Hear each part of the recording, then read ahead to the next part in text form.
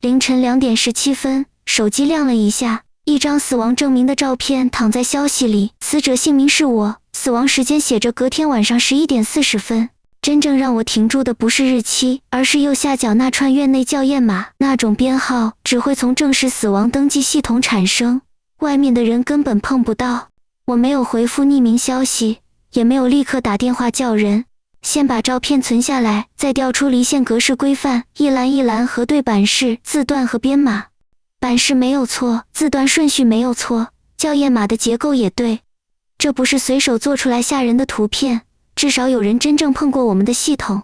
我把照片放大到校驗碼的位置，連字符間距都和正式輸出一致。能做到這種程度的人，不是知道格式而已，而是曾經讓系統真正產生過這份東西。集合端登錄後，我直接查自己的身份記錄，畫面往下拉到最底，一筆被隱藏的死亡專失能預備狀態跳了出來。建立時間凌晨1點52分。我盯着那個時間2秒，心裡反而更安靜。那時我根本不在醫院。我撥給程硯舟，只說一句：先別通知任何人，我需要你幫我驗一個系統痕跡。他沒有追問，只要我把截圖和記錄傳過去。程硯舟沉默了一會兒才問：你現在人在哪裡？我說在家。他只回：那就先待在那裡，別讓任何人知道你已經看見這筆狀態。幾分鐘後他回復：頁面是真的，資料也不是離線假當，有人在正式環境裡動過你的身份，但先查來源，不查人。我提醒他，也提醒自己，現在最危險的不是不知道誰做的，而是太早認定誰做的。死亡證明還躺在屏幕角落，明晚11點40分之前，我得先弄清楚凌晨1點52分到底發生了什麼。程硯舟從文件識別碼往回追，最後停在一個終端編號上 B3-04 地下3樓病歷封存區。我到 B3 時，封存區很安靜，打印機的耗材明顯剛換過，桌面也整理得過分乾淨，像有人刻意不想留下東西。地上靠櫃角的位置卡着一小段塑料腕帶，我彎腰撿起來，殘缺的名字還能看清楚。宋清河。我沒有去翻更多封存病歷，只把現場能證明的東西逐一記下來。有人清過這裡，這件事本身可以成立。至於清的是什麼，現在還不能猜。這個名字我記得，6個月前他的死亡質量檢討曾經卡在一段11分鐘的設備監測缺口，最後結論卻是無法確認設備因素。我把腕帶拍下來，沒有先替那11分鐘下結論。現在能證明的只有一件事，宋清河的資料曾經和我的死亡證明出現在同一個封存區。程硯舟把门禁記錄傳來，凌晨1點52分 ，B3 的刷卡記錄上寫的竟然是我的名字。我把遠程會議的登錄時間、發言時間和 B3 刷卡時間並排放在一起，2條記錄重疊得很乾淨，反而把我本人到場這件事直接排除了。這不可能！我把同一時段的遠程會議時間戳丟給他。那場會議完整留着登錄與發言記錄，我當時人在家裡。程硯舟很快回來一句：那就不是你到過 B3， 是你的高權限識別被人拿去用了。我們再往權限流程查，高權限卡不是普通複製就能用，緊急複製必須經過運營安全閘道。能做到這一步的人，範圍已經縮得很小。如果23:40只是一個死亡時間，維護窗只是巧合，可一旦有人特地把時間填在這裡，就代表它很可能和某個會在維護窗執行的程序有關。我沒有立刻找韓世恆，也沒有去問任何運營主管，對方既然能替我造出一條假動線，現在去敲門，只會提醒他清理下一層痕跡。我改查隔天夜間排程，11點40分，那格被標成系統維護窗。手機裡那張死亡證明，第一次有了另一種可能。那個時間不是隨便寫的，真正的問題變成，有人為什麼一定要讓我在維護窗死亡？匿名消息再次出現時，只有一句話：不要查宋清河的死因，查他最後用過的設備序號。我沒有把這句話當答案。匿名者知道多少，想引我去哪裡，我都不知道。唯一能做的是把它當成一個需要驗證的方向。宋清河病歷上的輸注設備序號被我抄出來，再和維修資料庫一對，兩邊竟然不是同一組號碼。我先把2個序號各自截圖封存，再去看建立與修改欄位。不是為了現在就找修改者，而是避免等一下回頭時，連是曾經不一致都無法證明。同一台設備不該有2個身份。我把2筆記錄交給程硯舟，查原序號，不要只查我們院內這一層。還不到多久，外部召回資料就對上了。原序號屬於一批曾在外院被召回的翻新設備，而我們系統裡它被貼成另一個正常序號。程硯舟把召回批次編號念給我聽，我重新輸入事件庫，沒有加任何人名，只用設備條件搜索。2宗未遂就是這樣自己跳了出來。我把事件庫篩選條件改成那一整批設備，畫面很快跳出另外2宗重大未遂事件，時間不同，科別不同，設備來源卻一樣。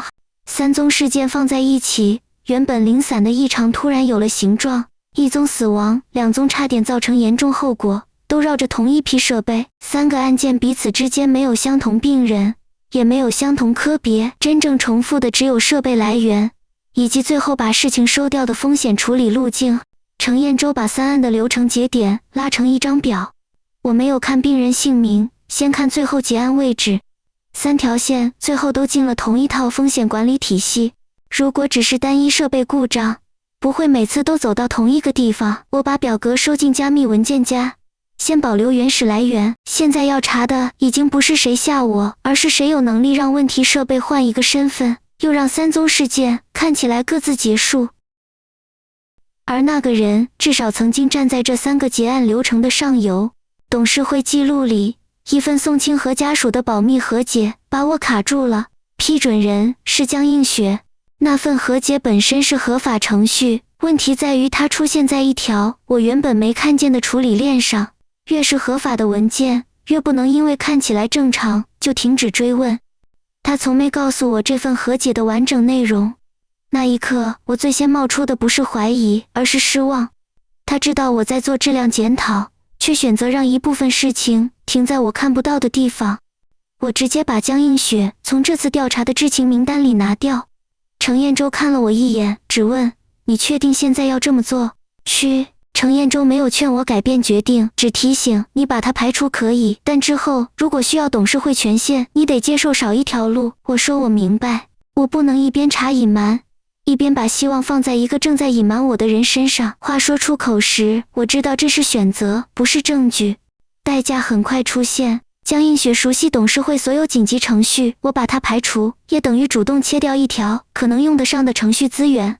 另一邊，程硯舟把我的死亡流程和宋清和舊案做欄位比對，他把2段預填文字放在一起，連模板字符串都一樣。不是相似，他指着2段內容，來源模板是同一套，死亡證明和宋清和舊案，終於不只靠一條腕带連在一起。我把韓世恆的名字先記下，沒有寫成在幕後者。到這一步，我最多只能說他的部門反覆出現在事件末端，而不是他親手做了什麼。我在查另外2宗未遂事件的最終結案人，2份記錄都落在韓世恆所屬的運營風險團隊。江映雪批准過和解，韓世恆的团隊結掉了3案，死亡流程又調用了宋清和模板，每一條線都像能解釋一部分，卻還沒有一條能單獨說明全部。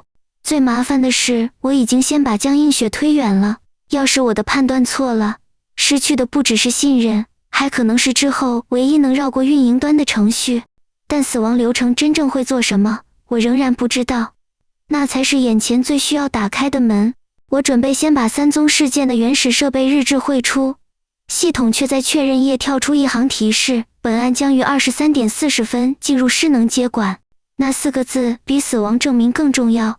程硯舟立刻調出業務連續性規則，我們沿着條款一路看到重大質量案件的轉交機制。負責人一旦被標注死亡或失能，尚未結案的案件會在維護窗自動轉給臨時風險管理負責人。那條規則原本是為了防止案件因負責人突然失能而停擺，本身沒有問題。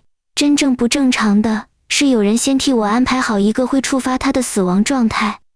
所以不是先把你的賬號停掉這麼簡單。程硯舟把規則頁停在接管欄位，你手上的案子會一起走。我點開目前的臨時風險管理負責人，名字沒有任何遮掩，韓世恆的名字出現在接管欄位時，我沒有立刻說他就是答案。受益者不等於操作者，可至少從這一刻起，他不再只是三宗舊案裡的一個部門名稱。23點40分，維護窗死亡流程，三宗治療案件，第一次完整接成一條線。那張死亡證明未必是在告訴我有人要殺我，他可能只是要讓我在系統裡先死一次。如果我現在按下取消，对方可以換一種方式，也可以把這一切說成系統物質。我需要的是他真正利用接管結果的那一步。只要我被標成死亡，案件就會離開我的控制，轉進韓世恆的賬號。後面如果發生任何資料處理，都能被包在一套看似正常的制度流程裡。我沒有立刻取消那個死亡狀態，取消很容易，卻只能保住眼前。真正困難的是證明誰正等着它生效。現在我終於知道對方可能想得到什麼，但還不知道他會不會親手使用這份權限。我重新去找江映雪，這一次我沒有帶情緒，只有那份保密和解和三宗事故的流程記錄。這份和解，你為什麼沒告訴我？我把文件放到他面前，江映雪沒有回避，因為當時給我的結論是無法確認設備和死亡有直接關係。他把自己收到的技術摘要調出來，我和原始缺口一對，才看清楚他看到的版本本身就已經被過濾過。我把他收到的摘要和我們現在掌握的設備資料放在一起，江映雪看到雙重序號時，臉上的神情第一次變了，但他沒有替自己找理由。你壓的是輿論。我看着他，不是原始設備記錄。江映雪沉默片刻，只說，但我確實把聲譽放得太前面。我也只能承認另一件事，我看到你隱瞞，就先把你當成涉案者，這個判斷太快了。關係沒有因一句道歉恢復原樣，但至少我們重新站回同一張桌子上，只談可驗證的事。江映雪把複核流程講得很清楚，它不是萬能後門，只能在緊急情況下凍結特定後台作業，這反而讓我放心，因為它能保住證據，卻不能替我們制造證據。江映雪告訴我，董事會保留一組不經運營端的實體緊急複核權限，必要時可以只凍結特定後台隊列，不必關閉整個系統。這正是我缺的東西。它不能證明誰做了什麼，卻能在最後一刻阻止資料真的消失。唐雨嫣說到韓世恆部門調取封存病，立時明顯緊張。我沒有追問他是不是韓世恆本人，因為那不是他看見的事。同一天，匿名消息的人終於現身。唐雨嫣坐在我對面，第一句就是那張死亡證明是我截圖傳給你的。他只說自己親眼看過的事，顧念死亡流程、列印記錄，還有韓世恆部門曾經調取宋清河封存病歷。他沒有看見誰建立流程。我沒有替他把句子補完。你沒看到的就不要猜，剩下的我們自己證明。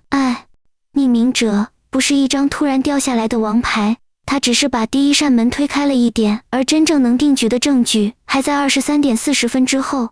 直接刪掉死亡流程，我現在就能安全很多。但那樣做完，我仍然只能證明有人受過局，不能證明誰準備從局裡拿走什麼。程硯舟把既有外部机核合約的只讀接口接上，建立一份即时日誌鏡像，他只能看，不能回寫。所有时间戳和哈希都留在外部。外部镜像最重要的地方不是他看得更多，而是院内任何人都不能回头改它。只要时间鏈留下来，之後就能知道哪一個動作先發生，哪一個結果後出現。只要後台動，我們就會留下另一份他改不到的記錄。他說，江映雪那邊也把實體緊急複核準備好，他能做的只有一件事，等我的指令，凍結案件，清理佇列。我把最壞的情況先說清楚，死亡狀態一生效，我會暫時失去院內身份，案件也真的會被移交。沒有人能保證對方下一秒做什麼。兩條後路都在，但真正的選擇還是落在我身上。我看着死亡流程的取消按鈕，最後把手移開，不要動原排程。一旦出現清理跡象就凍結。我對江映雪說，她點頭，沒有問我值不值得。因為到這一步，我們都知道不能再靠猜測收場。程硯舟抬眼看我，你確定？我需要知道案件轉出去之後，誰會碰它。只要還沒有那一步，所有人都能說這只是系統異常。嗨，這代表我要讓自己的院內身份真的失效一段時間，讓手上的案件真的離開我，再赌我們能在資料被處理前把它冻住。第一次，那張死亡證明不再只是威脅，它成了我故意留下的誘餌。晚上10點50分，緊急董事會突然開始，韓世恆把我的门禁記錄和賬號異常投到熒幕上，開門見山要求暫停我的品質調查權限。他的理由並不荒唐，我的高權限識別確實被複製過，系統裡也確實有人用我的身份建立死亡流程。站在董事會角度，我的賬號已經不能被視為安全。韓世恆沒有用威脅口氣，他甚至把話說得像標準風險處置。你現在也是被入侵的一方，停權是在保護調查，這反而讓反駁更困難。韓世恆看着我，在來源沒有查清以前，繼續讓你操作重大案件，風險太高。嗨，我沒有拿出手裡的所有線索和他爭，可以先停。會議桌旁有人抬頭，韓世恆也停了一下，大概沒料到我會答應得這麼快。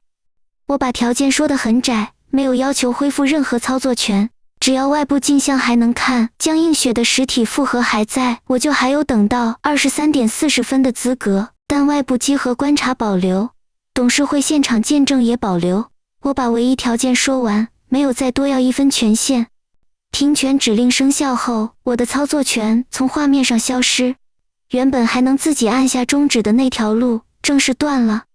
幾個界面灰掉時，我確實有一瞬間想終止計劃，可一旦現在撤掉死亡流程，對方只會知道我們已經看懂機制，最重要的行為永遠不會出現。沒多久， B3 與風險資料庫開始提前維護，幾個內網集合界面陸續失效，像有人一扇一扇關掉視窗。程硯舟低聲說，內部越來越看不到了。我只問他，外部鏡像呢？還在。嗨，那就夠了。表面上我已經失去控制，只要对方也相信這件事，原來的排程才有可能繼續走下去。唐雨嫣的訊息在夜班流程裡突然跳進來，營運端啟用了一枚維護權杖，這個時段平常不會用。嗨，我沒有讓他靠近任何後台，只把訊息轉給程硯舟。幾分鐘後，外部鏡像多出一條人工驗證鏈，程硯舟把鏈路一層層展開，最後停在韓世恆的風險管理賬號上。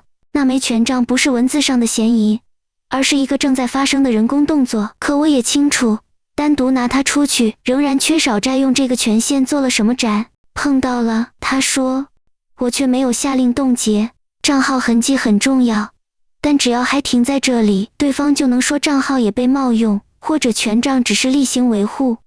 唐雨嫣問我，現在還不阻止嗎？嗨，時間1分鐘1分鐘往前走，我沒有再碰任何內部系統，只讓程硯舟盯鏡像，讓唐雨嫣留在自己原本的工作範圍。還不夠，我盯着時間，我要的是他拿到案件之後，系統真正發生什麼。嗨，這個決定讓我們離風險更近一步，因為1到23點40分，案件會真的轉走，資料也可能真的進入清理流程。韓世恆的權杖已經出現在證據裡，而我仍然選擇等，只剩最後一個問題：23點40分之後，他的賬號會做什麼？23點40分整，屏幕上的身份狀態瞬間轉成紅色，我的院內身份被系統標注為死亡。手邊的識別卡同時失效，9個尚未結案的質量調查開始自動移交，畫面上的案件擁有者一個接一個改變，紅色狀態一亮，我的第一個反應不是恐懼，而是去看案件列表。這個瞬間，我們等了一整晚，任何多餘操作都可能讓時間鏈變得不好解釋。我沒有碰任何東西，只盯着宋清河和另外2宗問題設備案件，3個名字最後落進同一個地方。韓世恆的風險管理賬號，程硯舟開始報時間，接管完成。18秒很短，卻足夠把摘自動轉移載和摘賬號主動進入案件再分開。那一刻，程硯舟沒有評論，只繼續記錄。18秒後，宋清河案件被開啟，那不是預先排成的畫面跳轉，而是接管賬號實際進入了案件。我仍然沒有下令，現在證明的是使用，還不是清理目的。清理命令一出現，鏡像上的目標資料範圍也跟着展開，正是前面追過的原始設備通訊記錄，不是無關的例行檔案。27秒後，一筆批次命令出現在鏡像裡，目標正是原始設備通讯記錄，狀態進入法律保留期，清理佇列。現在，我只說了2個字。凍結成功後，江映雪沒有鬆手，仍維持複合狀態。現在最重要的不是慶祝，而是確保任何人都不能在我們對峙以前重新啟動清理。江映雪立刻啟動董事會實體緊急複核，沒有關全院系統，也沒有碰臨床端，只把案件清理佇列凍住，進度停在真正刪除之前。原始設備資料還在。另一邊，程彥舟同步封存外部鏡像，死亡狀態生效，案件轉移，賬號開啟，人工權杖，清理命令，每一個時間點都被鎖在同一條不可回寫的記錄裡。我看着自己的名字，仍掛着死亡。這一次，我沒有急着把它改回來，因為对方真正想做的事，終於在我到死渣之後完整發生了一次，而證據沒有跟着消失。韓世恆沒有認罪，他看着被凍結的清理佇列，只說那是自動維護，自己的賬號也可能和我的一樣遭到冒用。這個答案我早就想過，所以我沒有問他第2遍。他說得很平靜，因為只要每一條證據都能被拆開解釋，整件事就還能被說成一連串系統事故。我的工作就是不讓他們再彼此分開。我把第1份記錄放到桌上，高權限識別複製，要經過營運安全閘道。我的身份就是從這裡被做成假動線。第2份是設備記錄，宋清河使用的輸注設備在病歷和維修資料庫裡有2個序號，其中原序號屬於被召回的翻新批次。我沒有說參索，以你有罪裁，我只是把每一條已經成立的事實放回時間順序，讓他們自己回答，誰能進來，誰會受益，誰的權杖參與，誰的賬號最後動了資料。第3份是3宗事件，宋清河死亡，另外2宗重大未遂，最後都由同一套營運風險體系結案。韓世恆打斷我，這些都不能證明是我。資金、健保息，所以還有後面。我把23點40分的接管規則轉到屏幕上。我的系統身份死亡後，3宗案件全部自動進入他的風險管理賬號。程彥舟接手下一張畫面，外部鏡像裡人工維護權杖案件開啟，清理命令排成一條完整時間線。韓世恆沒有再給出新的解釋，他不需要自白，因為停權與保全的標準本來就不是等一個人親口承認才開始。如果只是自動維護，為什麼在接管完成後18秒，賬號先進了宋清河案？為什麼27秒後清理命令才出現？我沒有替他回答。會議室裡沒有人在爭論那張死亡證明是真是假，真正的問題已經變成誰從我的死亡狀態中取得案件，又立刻對那些案件做了什麼。江映雪做這個決定，也等於承認醫院接下來會承受聲譽代價。可如果為了名聲再把證據留在內部，我們前面做的一切就沒有意義。江映雪把手邊文件合上，第一次没有先談醫院聲譽，我要求立即停權韓世恆，保全相關伺服器和設備。他又補了一句，同步通知外部監管與司法單位，這次不由我們自己決定結論。停權程序正式生效時，我沒有任何勝利感，只是很清楚，從這一刻開始，這些證據不再只掌握在同一套營運體系手裡，那才是我真正要的結果。韓世恆可以繼續否認，但完整的證據鏈已經離開他的控制，後續處置一項一項落地。唐雨嫣正式進入吹哨者保護，院內同批問題設備全面停用並回收。宋清河的案件和另外2宗重大未遂也重新啟動外部調查。這一次，原始設備資料、系統日誌和處理流程都被一起交出去。這些處置都不是一句真相大白就會自動發生。設備要停，案件要重啟，人要被保護，每一項都必須變成正式程序，才算真的改變了什麼。江映雪和我又談了一次，她沒有替當年的和解辯解，只說我以為先保住醫院，事情才有機會處理，結果我只是讓真正的問題更容易被藏起來。我也承認自己的錯，我看到你隱瞞，就把你直接放進嫌疑人的位置。那不是證據，只是我的偏見。嗨，我們沒有把關係恢復成從前，相反，我們決定把某些事情從關係裡拿出去，交給制度。獨立委員會的邊界也包含我自己。以後，就算我認為某個案件應該怎麼查，也不能憑家族身份越過同一套程序。我拒絕把這次事件包裝成捉顧家自清門戶。如果質量調查還要靠哪個家族成員夠不夠正直，下一次只會換一種方式重演。最後通過的方向是成立獨立醫療質量委員會，家族董事可以接受調查結果，卻不能直接干預調查結論。我選擇留下，也接受這套制度對我自己有同樣的限制。這不是少了權力，而是終於不用把真相壓在任何一個人的善意上。程硯舟把最初那張死亡證明的打印件交回來，我又看了一次上面的時間，23點40分。那個時間確實發生過，只是那晚真正停下來的不是我，而是一套靠權限與沉默維持的假秩序。